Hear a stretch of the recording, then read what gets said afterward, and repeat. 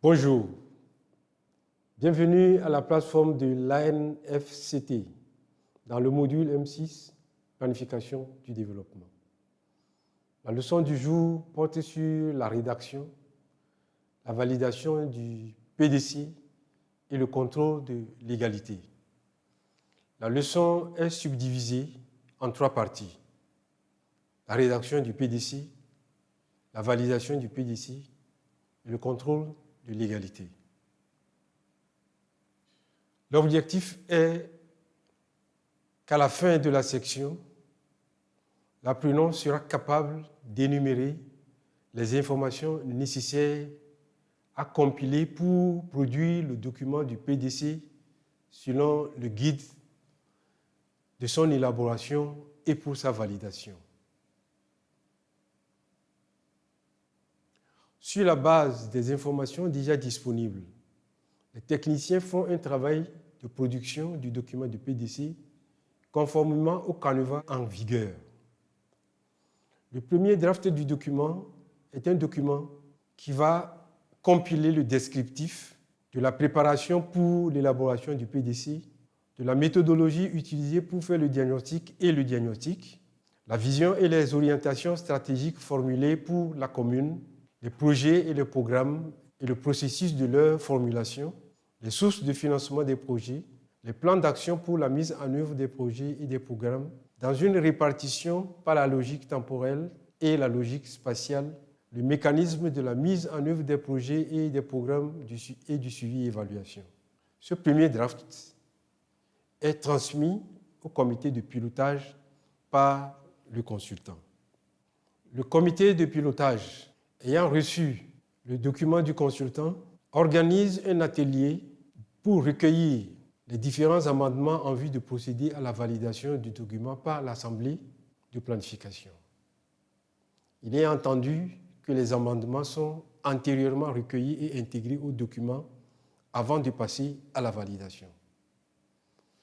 Le document validé est transmis par le comité de pilotage au conseil municipal qui procède à son adoption. Le contrôle de légalité du PDC. Pour que le plan soit exécuté, il doit être apprécié par le préfet. Le document est alors à lui transmis. La dernière version du PDC est transmise officiellement au préfet pour un contrôle de légalité conformément aux procédures en vigueur. Des observations éventuelles apportant des corrections au document peuvent être formulées par le préfet et prises en compte par la commune. À l'issue de cette procédure et en cas de non-objection, le visa du préfet donne quitus et rend le PDC exécutable. Suite au contrôle de légalité, le document du PDC est transmis au ministre du Développement des Territoires par le maire.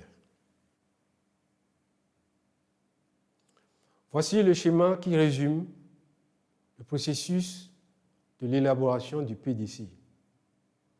Il y a d'abord la préparation,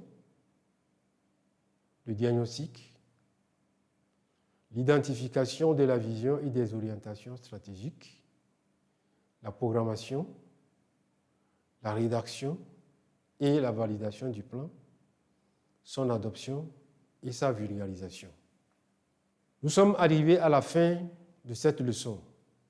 Et que faut-il en retenir?